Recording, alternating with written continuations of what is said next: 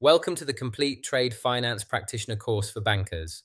Before we get into any product or technical concept, I want to start with three real situations, because one of them is probably why you're here.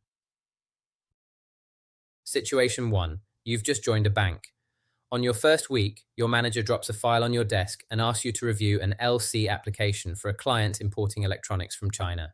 You open it and see terms like USENCE LC, UCP 600, bill of lading, applicant, and beneficiary.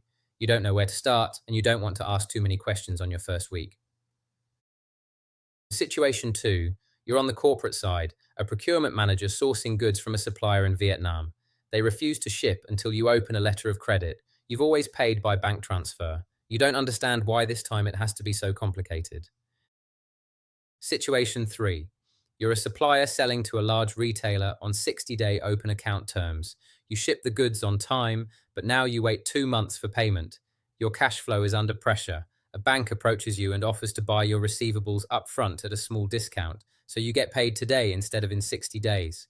That arrangement, that's trade finance working on the financial supply chain side. It's called factoring, and we'll cover it in depth later in this course. 3 different roles, 3 different problems, all solved by trade finance. So, what exactly is trade finance and why does it matter? At its core, trade finance exists to solve two fundamental problems in cross border commerce: trust and timing. When a buyer and a seller are on opposite sides of the world, they face a deadlock. The buyer doesn't want to pay before the goods arrive. The seller doesn't want to ship before they're paid. Neither side is being unreasonable, but their interests are directly in conflict.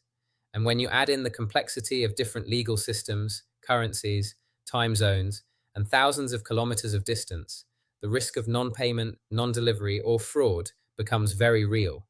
Trade finance breaks that deadlock. The core idea is elegant. Instead of asking a buyer and seller to trust each other, you bring in a bank as the trusted intermediary. The bank's credit and commitment replaces the need for trust between strangers. Payment becomes tied to documents and conditions, creating a mechanism that is enforceable, predictable, and recognized across borders and legal systems. Now let's talk about scale, because trade finance is not a niche product. It underpins the global economy. Globally, over 80% of international trade relies on some form of trade finance, but access is not equal. Large corporates with strong credit ratings and established bank relationships can access a full suite of LC, guarantee, and loan facilities. Small and medium enterprises, particularly in emerging markets, often can't. The Asian Development Bank estimates the global trade finance gap at over 2.5 trillion US dollars annually, most of it falling on SMEs. On the supply chain finance side, global factoring volumes now exceed 3 trillion euros per year and growing. For many businesses, selling receivables is faster and more accessible than applying for a bank loan. Digital trade is also transforming the industry. A single trade transaction can involve over 20 paper documents, bills of lading, invoices, certificates of origin. That's changing. Electronic bills of lading, digital trade platforms, and new legislation like MLETR are beginning to replace paper, though we're still in the early stages. And the providers are evolving too. While banks remain dominant in documentary trade and lending, non-bank institutions, fintechs, SCF platforms, alternative lenders, and insurers are taking a growing share of the market. This is the world you're entering. In this course, we'll give you a complete practitioner view, module by module, product by product, so you can navigate it with confidence.